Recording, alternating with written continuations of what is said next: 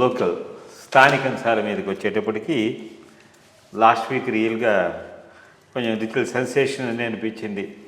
చంద్రబాబు నాయుడు గారు పవన్ కళ్యాణ్ వెళ్ళి అమిత్ షా గారిని కలవడం, దాంతో ఆంధ్రప్రదేశ్లో పొత్తుల విషయంలో ఈ పొత్తుల వ్యవహారం అనేది బీజేపీ కూడా వెళ్ళి ఈ అలయన్స్తో కలవడం, మరి వాళ్ళకి ఇంకా ముసుగులో గుద్దులాట్ల కింద సీట్ల సర్దుబాటులో మాకు అది కావాలి ఇది కావాలి అని ఒక చిన్న పేపర్ మాధ్యమాల ద్వారా మనకు వస్తున్నాయి. అసలు ఈ పొత్తుల వ్యవహారం ఇంపాక్ట్ ఎట్లా ఉంటుంది రాబోయే ఎన్నికల్లో? అట్లాగే బీజేపీకి లాంగ్ టర్మ్లో ఇలా వెళ్తే ఏవైనా ఇంప్రూవ్ అయ్యే అవకాశం ఉందా? రాజకీయంగా అక్కడ ఏవైనా తన మనుగడను చాటుకోగలదా? ఈ వీని మీద మీరు పొత్తు అనేది ఎందుకు, దాని దీర్ఘకాలిక ఇంపాక్ట్ బీజేపీకి ఎట్లా ఉంటుంది, ఈ రెండు ఇష్యూస్ మనం ఫస్ట్ థింగ్ చాలా క్లవర్గా లీకులైతే టీడీపీ సైడ్ నుంచి ఇస్తున్నారు. అది మరి బీజేపీ గమనిస్తూ ఉందో లేదో తెలియదు. బీజేపీ పిలిస్తే మేము పోయి రాష్ట్ర ప్రయోజనాల కోసంగా పొత్తు పెట్టుకున్నామని, మరి ఆ లిమిటెడ్ పాయింట్ మీదనే పొత్తు అంటే రేపు పరిస్థితులను బట్టి రాష్ట్ర ప్రయోజనాల దృష్టిగా మేము బయటకు కూడా వస్తామని చెప్పొచ్చు. సో ఈ పాయింట్ ఒకటి మరి ఆలోచించారో లేదో బీజేపీ వాళ్ళు, అది ఒకటి చాలా చాలా ఇంపార్టెంట్. ఒకవేళ ఇప్పుడు బేసిక్గా ఒక పాయింట్ మేజర్గా వస్తున్నది జగన్ గవర్నమెంట్ మీద, ఇది అన్యమత ప్రచారానికి చాలా దోహదం చేస్తూ ఉన్నది, సపోర్ట్ చేస్తూ ఉన్నది అనేది అది బాగా బీజేపీ ఫీల్ అవుతున్నది. మిగిలిన వాళ్ళు కూడా దాన్ని హైలైట్ చేస్తున్నారు. ఈవెన్ తెలుగుదేశం కూడా హైలైట్ చేస్తున్నాయి.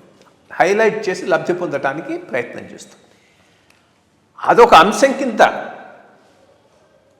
ప్రస్తావిస్తూ అన్యమత వ్యాప్తికి జగన్ ప్రభుత్వం అండగా నిలుస్తుంది, దానిని అరికట్టడానికి మేము పొత్తుకొస్తున్నాం అని అంటే అప్పుడు బీజేపీకి అది అడ్వాంటేజ్గా ఉంటుంది. ఎందుకంటే ఐడియాలజికల్గా ఒక ప్లాట్ఫామ్ మీద మిగిలిన రెండు పార్టీలు బీజేపీతో కలిసినట్టు చెప్పుకోవచ్చు. బట్ అటువంటి అంశమేమి ఇక్కడ మెన్షన్ కావాలి. ఒకటి మాత్రం నిజం, బీజేపీ చాలా చాలా ఇంపార్టెంట్గా ఎప్పుడైనా ఇన్సిస్ట్ చేసి రిలీజ్ చేయాల్సింది ఒక జాయింట్ మేనిఫెస్టో. ఇప్పుడు ఒకటి డివిజన్ విభజన అంశాలను బీజేపీ అమలు చేయలేదు అంటూ 2018-17 నుంచి బయటకు వచ్చేప్పటి నుంచి టీడీపీ చాలా అటాక్ చేస్తూ ఉన్నది బీజేపీని. టీడీపీకి అనుకూలంగా ఉన్న ఎల్లో మీడియా అయితే ఇంకా చెప్పనవసరం లేదు. విలన్ నెంబర్ 1 ఆంధ్రప్రదేశ్ రాష్ట్రానికి బీజేపీ అన్న రకంలోనే కథనాలు ఇప్పటిదాకా నడిపారు. సో ఇప్పుడు దాని మీద ఒక జాయింట్ మేనిఫెస్టోలో జనసేనను టీడీపీని కమిట్ చేయటం బీజేపీకి చాలా ఇంపార్టెంట్. సో దట్ ఇప్పుడు ఈ పొత్తును వాళ్ళకు అనుకూలంగా వాళ్ళు మలుచుకొని రేపు మళ్ళీ వెళ్ళిపోకుండా అట్లీస్ట్ ఈ ఇష్యూస్ మీద మళ్ళీ రైజ్ చేయకుండా. ఇక రెండోది చాలా ఇంపార్టెంట్ ఇష్యూ రాజధాని విషయంలో బీజేపీకి ఒక స్పష్టత ఉన్నది. రాజధాని Amaravati, high court Kurnool, commercial hub Visakhapatnam. ఆ రకమైన స్పష్టత తెలుగుదేశానికి ఈ విషయంలో లేదు. తెలుగుదేశం దృష్టిలో హైకోర్టు, రాజధాని అంతా అమరావతి ప్లస్ అమరావతి మెగా సిటీకి ఇంత మటుకు బీజేపీ కమిట్ కాలేదు.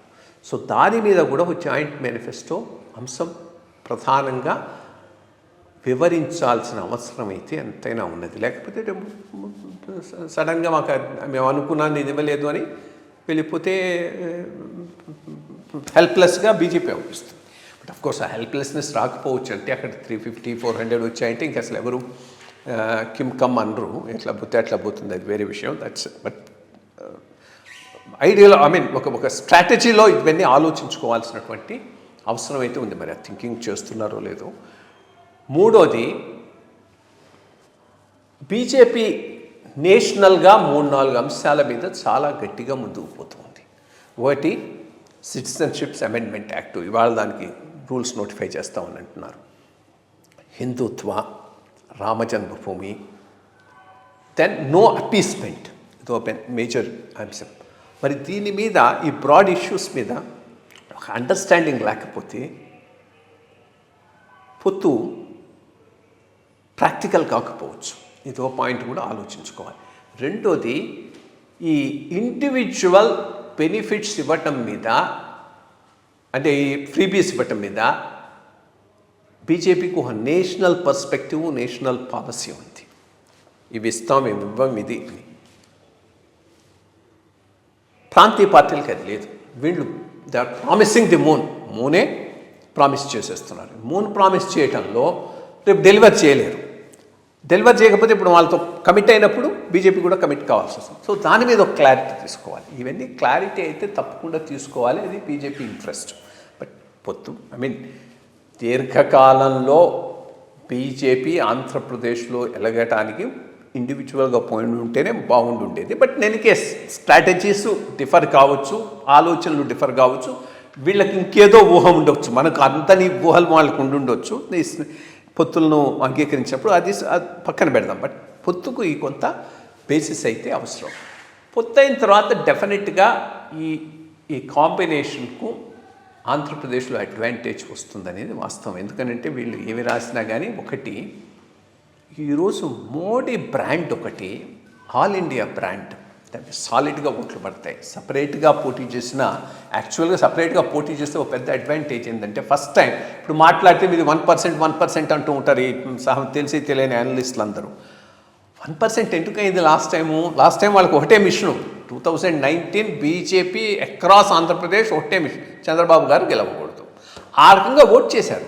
బీజేపీ ఓటింగ్ అంతా వైఎస్ఆర్సీపీకి పోయింది. బికాస్ దే ఫెల్ట్ ఇతడు ఆయన వచ్చాడనంటే బీజేపీకి ఇంకా నష్టమని. ఆ పరిస్థితి ఈరోజు లేదు. ఈరోజు బీజేపీ సపరేట్గా పోటీ చేసి ఉంటే బ్రాండ్ మోడీ వేవ్లో మినిమం 8 to 10% వచ్చి ఉండేది. అది ఎస్టాబ్లిష్ చేసి ఉండేది పార్టీని. బట్ నేను కేసు అది జరగలేదు కాబట్టి ఇప్పుడైనా కానీ వీళ్ళు చేయాల్సినటువంటిది కలిసి ఉన్నారు కాబట్టి ఆ ఓటింగ్ అంతా ఇటు పడుతుంది. ఇక మైనారిటీ ఓటింగ్ అంటావా, అది ఎప్పుడూ ఈ కూటమికి వచ్చి ఉండేది కాదు. బీజేపీ సపరేట్గా పోటీ చేసినా ఇది మోరాలెస్ వైఎస్ఆర్సీపీతో కన్సాలిడేట్ అయిపోయింది. వైఎస్ఆర్సీపీ బీజేపీ కూటమైతే అప్పుడు ఎస్ ఇటుకు మధ్య ఉండేదేమో, లేకపోతే అది అటుకుపోయి ఉండేది. అదేం పెద్ద ఎఫెక్ట్ చూపెట్టకపోవచ్చు. సో ఇన్ ది ఎండ్ ఎవరు గెలుస్తారు ఏంటంటే ఇది అడ్వాంటేజ్ టు ది కూటమి గెలిచే అవకాశాలే ఉంది. నన్ను ఇంకో రకంగా అడిగితే, ఓడిపోతే జగన్ అదృష్టవంతుడు, గెలిస్తే దురదృష్టవంతుడు. ఎందుకనంటే 19 నుంచి 24 దాకా కొన్ని పెక్యూలియర్ సర్కమస్టాన్సెస్ ఆయనకు చాలా హెల్ప్ చేశాయి. 22 ఎంపీలు అక్కడ ఉండటం, రాజ్యసభలో మెజారిటీ ఉండటం, రాజ్యసభలో బీజేపీకి మెజారిటీ లేకపోవటం, ఈయన సపోర్ట్ అవసరం వాళ్ళకు చాలా వచ్చింది. దానిని ఎవరు అన్నట్టు బీజేపీ జగన్ ఎంత వాడిందో జగన్ బీజేపీని కూడా అంత వాడుకున్నాడు.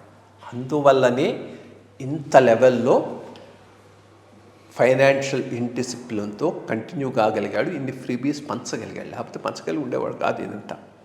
సో ఓట్ బ్యాంకును బిల్డప్ చేసుకోవటంలో ఈ మొత్తం ఆయనకి అసిస్ట్ చేసింది.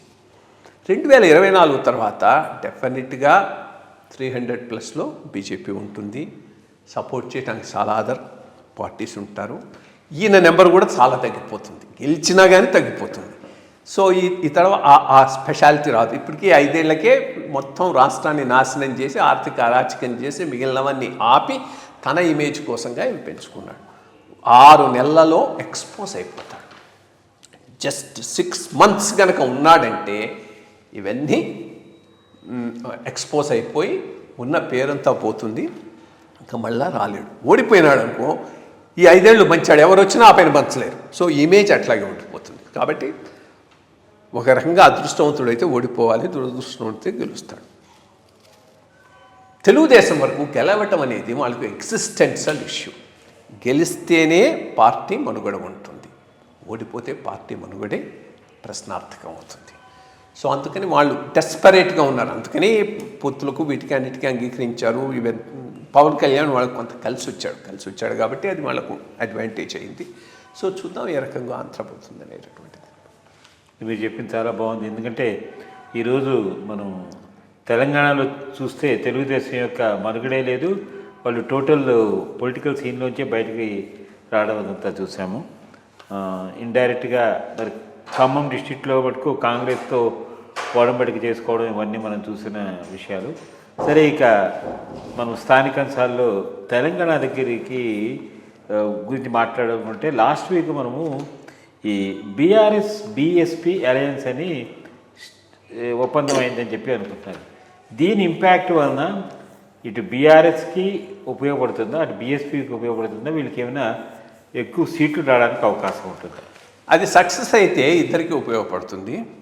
చాలా గుడ్ మూవ్.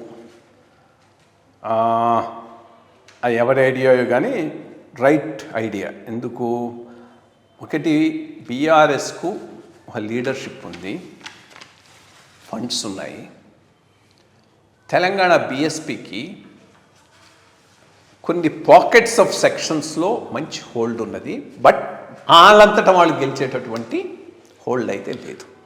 సో అటువంటప్పుడు ఈ రెండు కలవటం అనేటటువంటిది ఇద్దరికీ లాభదాయకమైనటువంటి విషయమే. యాక్చువల్గా బీఆర్ఎస్ ఆన్ ఇట్స్ ఓన్ ఉంటే ఎగ్జిస్టెన్సే కష్టం అవుతుంది తెలంగాణలో, బికాజ్ ఈ రెండు బాగా పైకి వచ్చేస్తున్నాయి. బట్ ఈ టైంలో బీఎస్పీతో సంబంధం మాత్రం తప్పకుండా బీఆర్ఎస్కు మేలు చేస్తుంది, బీఎస్పీ కూడా మేలు చేస్తుంది. చూడాలి మరి అది ఎట్లా వర్కౌట్ అవుతారు. మళ్ళీ దానికి మాయావతి అంత ఫేవరబుల్గా ఏదైనా ఒక రిపోర్ట్ వచ్చింది, అది ఎంతవరకు నిజమో తెలియదు.